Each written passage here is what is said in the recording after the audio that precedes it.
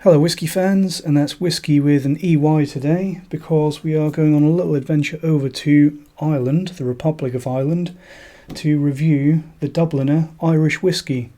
So this is a whisky that I bought a while ago. You can see that because it's nearly gone, and it's one that I got on a really good price from one of the supermarkets here in the UK, and it's a whisky that we don't know an awful lot about.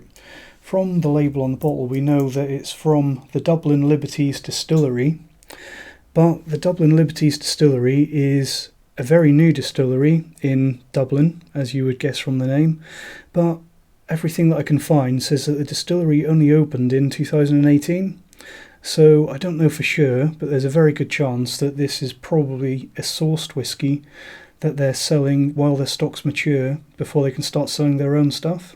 Not that that's necessarily a bad thing. I have noticed that it seems like a lot of new distilleries, when they sell a sourced whisky while they're getting their own stuff ready, it seems like a lot of them are being a little bit more careful about what they put out. A good example of that would be Krabby's Yardhead, which I thought was more than respectable. I think in the past there were times when a sourced whisky, they didn't care too much, and it was kind of a case of putting any old stuff out there, anything that would pay the bills until they were ready to go into full production. I do think that some of the sourced whiskies being put out by Tora Vague, the new distillery on Skye, some of those have been a little bit iffy, but I think generally the rule is that these distilleries now are cottoning on to the fact that reputation goes a really long way, and we're starting to see some quite good stuff. So what else do we know about the Dubliner Irish whisky from the label?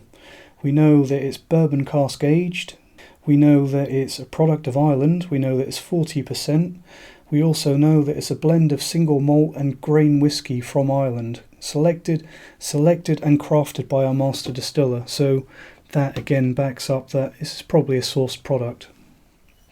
Other than that, we don't know if it's natural colour, we don't know if it's chill filtered, but the price point that this sells for, and I actually got this one for just under £20 here in the UK, I don't think it matters too much because we're not buying anything that we have too high hopes of.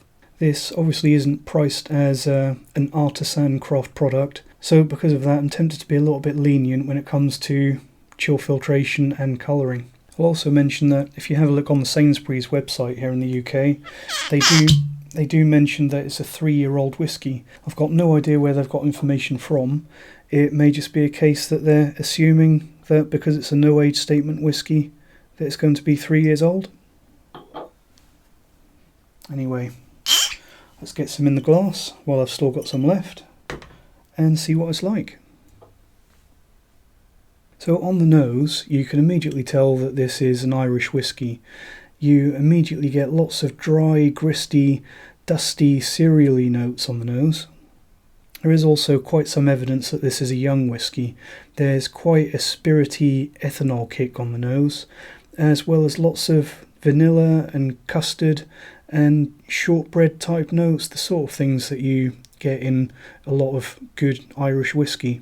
So lots of evidence of those bourbon casks, lots of evidence that this is a proper Irish product, but also a little bit of youth in there.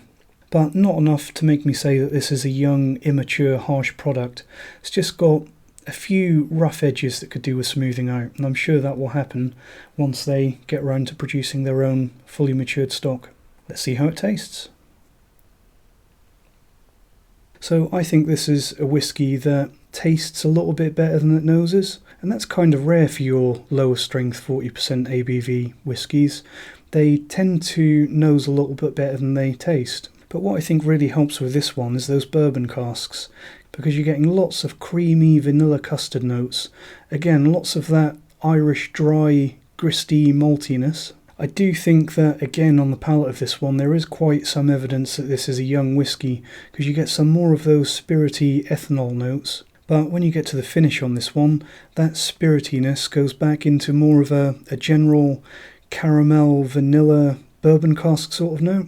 If I were to pick one whisky that I think that this Dubliner's Irish whisky is most similar to, I'm actually constantly reminded of one thing, and it's actually not an Irish whisky at all.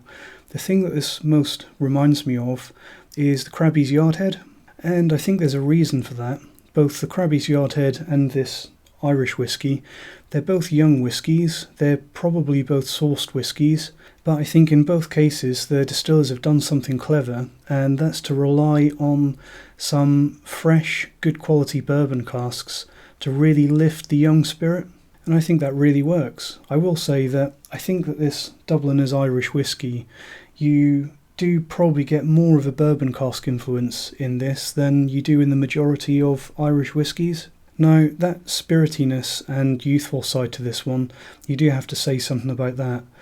I'm not going to recommend this as a top tier quality craft product because it's really not that. It's cheap and cheerful, decent whiskey. I think a lot of people are going to say that this is rough, young stock and that it's not worth buying, and I think they're really missing a point a little bit. I think this is a perfectly enjoyable whiskey for anyone looking for a cheap everyday dram. I think it's more than adequate for beginners in the world of whiskey, as long as they're aware of what they're buying. It's not something that you're going to pick out lots of complex, finer notes and aromas. But I also think that this is probably a good one for the more experienced whiskey drinkers out there, the sort of people who have been around the whiskey world for quite a while and they're able to get over a little hint of youth and spiritiness and possibly even see that as a little bit of added character. And me personally, and I've said before, I'm not a huge fan of Irish whiskey, but I have had probably much worse Irish whiskey than this. And me personally, I'd rather pay £20 for a bottle of this than £40 for a bottle of Green Spot.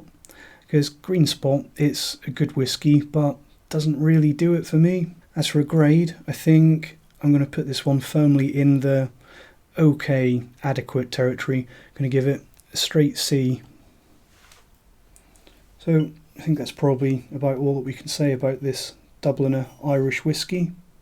For those that are interested, by the way, the Dubliner Irish whiskey distillery, the Dublin Liberties distillery as they're calling it, is in the Liberties area of Dublin, which is kind of southwest of the city centre, outside what used to be the city wall. And that might sound a little bit familiar to some of you because it's right next to, literally a stone's throw away from, the Teeling distillery. Anyway, in my book, this is, for the price, a perfectly adequate whiskey, and one that I don't think that you'll regret purchasing as long as you're aware of what you're buying. Thanks for watching. Cheers.